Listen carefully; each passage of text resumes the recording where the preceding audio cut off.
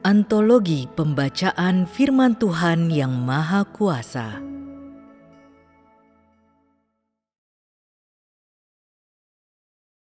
Apakah pekerjaan Tuhan sesederhana yang manusia bayangkan?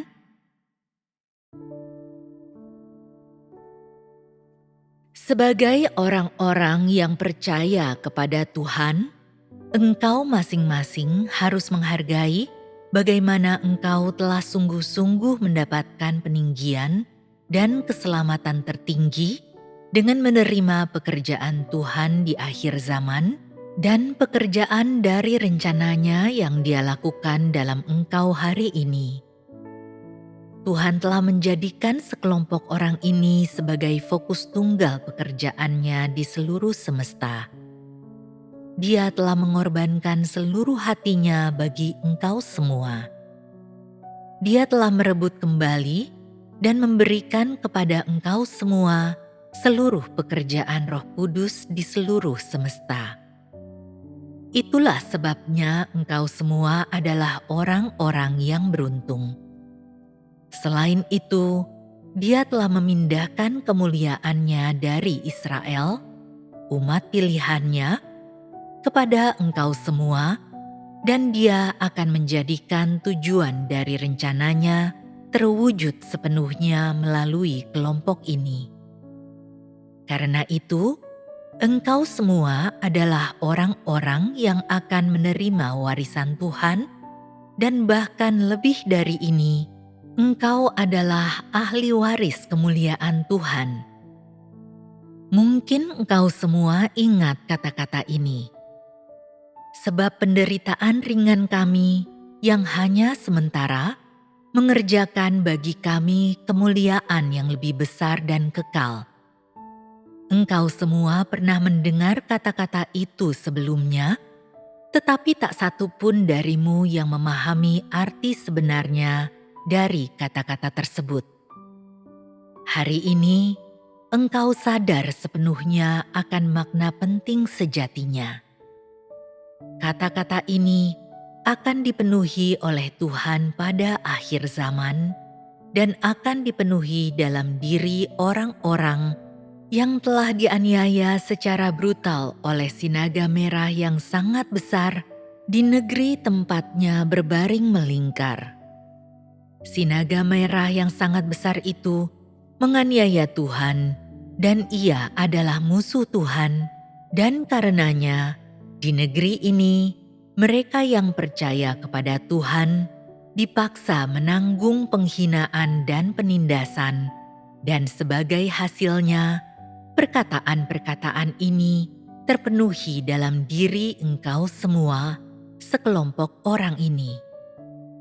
Karena dimulai di sebuah negeri yang melawan Tuhan, semua pekerjaan Tuhan menghadapi rintangan-rintangan yang luar biasa dan memenuhi sekian banyak firman-Nya membutuhkan waktu. Akibatnya, orang-orang dimurnikan sebagai hasil dari firman Tuhan yang juga adalah bagian dari penderitaan. Teramat sulit bagi Tuhan untuk menjalankan pekerjaannya di negeri sinaga merah yang sangat besar. Tetapi lewat kesulitan inilah Tuhan mengerjakan satu tahap pekerjaannya, membuat hikmat-Nya dan perbuatan-perbuatannya yang menakjubkan menjadi nyata, dan menggunakan kesempatan ini untuk menyempurnakan kelompok orang ini. Melalui penderitaan manusialah, melalui kualitas mereka, dan melalui semua watak iblis orang-orang di negeri yang najis inilah, Tuhan mengerjakan pekerjaan penyucian dan penaklukannya, agar dari ini Dia bisa memperoleh kemuliaan, dan agar Dia bisa mendapatkan mereka yang akan menjadi saksi perbuatan-perbuatannya. Seperti itulah seluruh makna penting semua pengorbanan yang telah Tuhan lakukan bagi kelompok orang ini.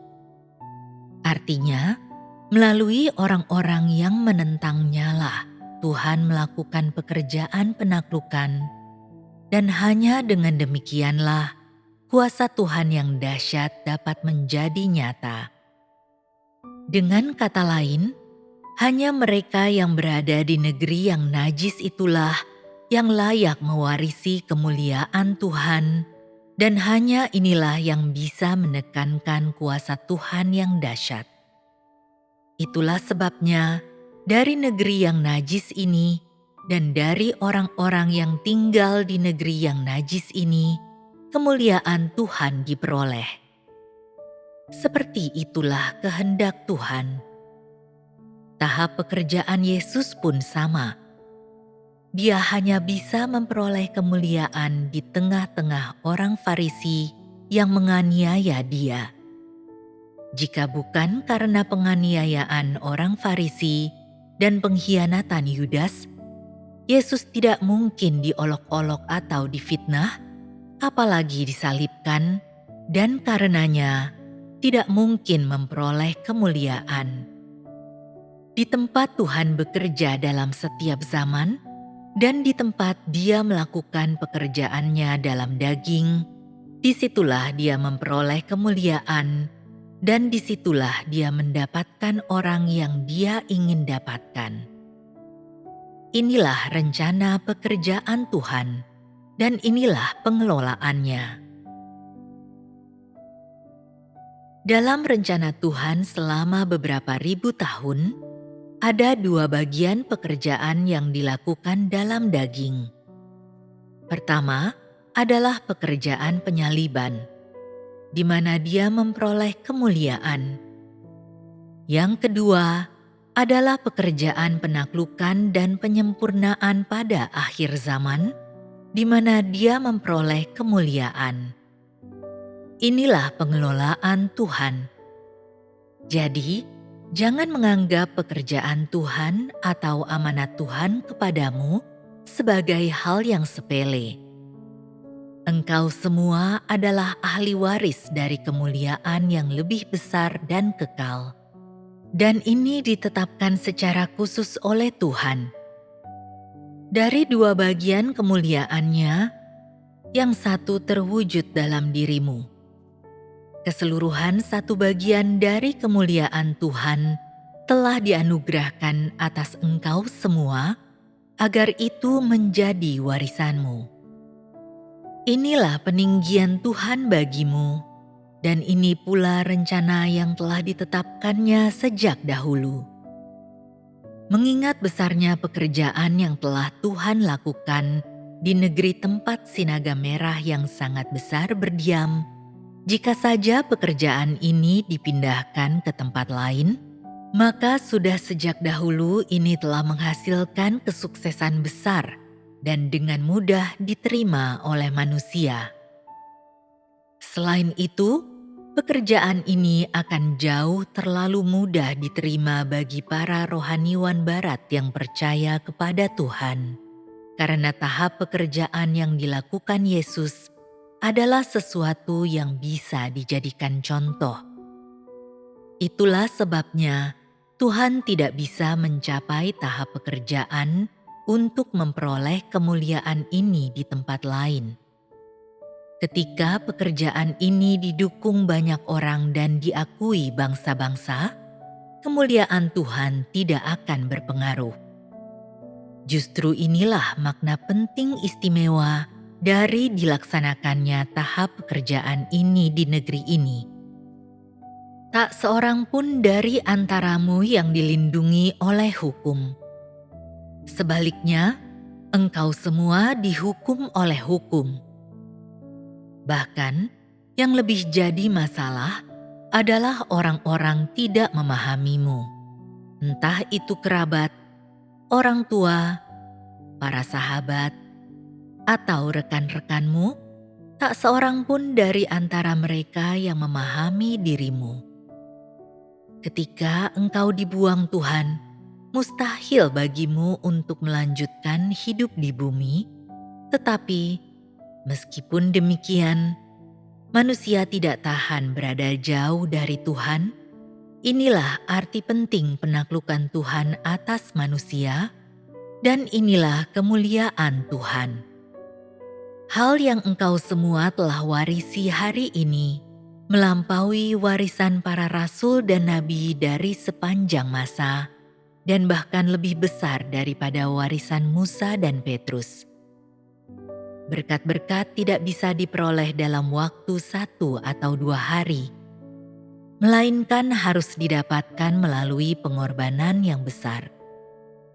Itu artinya, engkau semua harus memiliki kasih yang telah melalui pemurnian, engkau harus memiliki iman yang besar, dan engkau harus memiliki kebenaran-kebenaran yang Tuhan perintahkan untuk engkau peroleh. Terlebih lagi, engkau harus berpaling pada keadilan tanpa menjadi takut atau mengelak, serta harus selalu memiliki kasih bagi Tuhan sampai mati.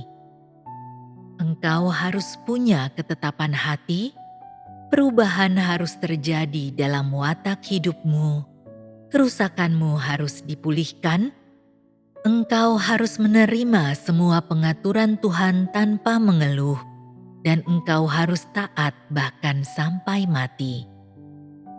Inilah yang harus kau capai, inilah tujuan akhir pekerjaan Tuhan, dan inilah yang Tuhan minta dari kelompok orang ini.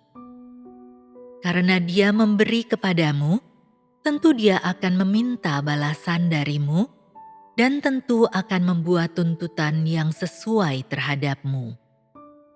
Karena itu, ada alasan di balik semua pekerjaan yang Tuhan lakukan, yang menunjukkan mengapa berulang kali Tuhan melakukan pekerjaan yang menetapkan standar yang tinggi dan tuntutan yang ketat.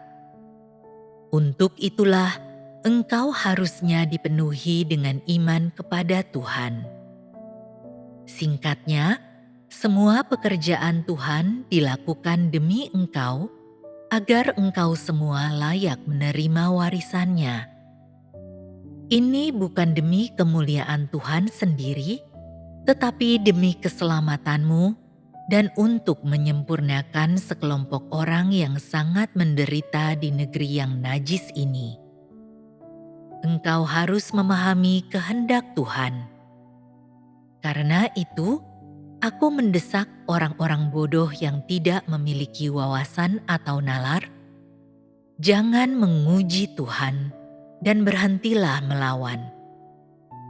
Tuhan sudah melalui penderitaan yang tak pernah dialami manusia manapun, dan pada zaman dahulu menanggung penghinaan yang lebih besar sebagai ganti manusia.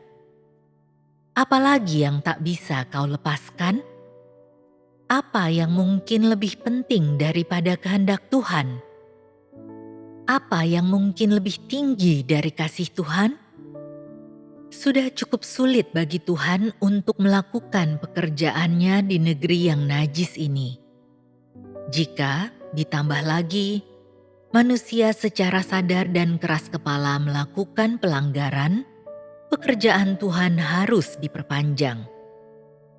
Singkatnya, ini bukan demi kepentingan siapapun, ini tidak menguntungkan siapapun. Tuhan tidak terikat oleh waktu, pekerjaan dan kemuliaannya yang terutama. Oleh sebab itu, Dia akan membayar harga apapun demi pekerjaannya, berapa lama pun waktu yang dibutuhkan. Inilah watak Tuhan. Dia tidak akan beristirahat sebelum pekerjaannya tuntas. Pekerjaannya hanya akan selesai ketika Dia memperoleh bagian kedua dari kemuliaannya. Jika di seluruh semesta Tuhan tidak menyelesaikan bagian kedua dari pekerjaannya untuk memperoleh kemuliaan, harinya tidak akan pernah tiba, tangannya tidak akan pernah meninggalkan umat pilihannya, kemuliaannya tidak akan pernah terbit atas Israel, dan rencananya tidak akan pernah selesai. Engkau semua harus bisa melihat kehendak Tuhan dan harus melihat bahwa pekerjaan Tuhan tidak sesederhana penciptaan langit dan bumi dan segala sesuatu. Ini karena pekerjaan hari ini merupakan transformasi mereka yang telah rusak, yang sudah mati rasa sepenuhnya, untuk menyucikan mereka yang diciptakan tetapi diproses oleh iblis. Ini bukan penciptaan Adam dan Hawa, apalagi penciptaan terang atau penciptaan setiap tumbuhan dan binatang. Tuhan menyucikan hal-hal yang telah dirusak iblis dan kemudian mendapatkan mereka kembali. Mereka menjadi milik kepunyaannya dan mereka menjadi kemuliaannya. Ini tidak seperti yang manusia bayangkan. Tidak sesederhana penciptaan langit dan bumi dan segala isinya, atau pekerjaan mengutuk iblis hingga ke jurang maut. Tepatnya, ini adalah pekerjaan transformasi manusia, mengubah hal-hal negatif dan bukan miliknya menjadi hal-hal yang positif dan menjadi kepunyaannya. Inilah kebenaran di balik tahap pekerjaan Tuhan ini. Engkau harus memahami ini dan jangan menggampangkan keadaan. Pekerjaan Tuhan bukanlah pekerjaan biasa. Keindahan dan hikmat pekerjaan ini melampaui pikiran manusia. Tuhan tidak menciptakan segalanya selama tahap pekerjaan ini, tetapi Dia pun tidak menghancurkannya. Alih-alih, Dia mentransformasi segala hal yang diciptakannya dan menyucikan semua yang telah dinajiskan oleh iblis. Demikianlah, Tuhan memulai sebuah inisiatif yang besar yang mencakup seluruh arti penting pekerjaan Tuhan. Apakah engkau melihat dalam firman ini bahwa pekerjaan Tuhan sebenarnya sangat sederhana?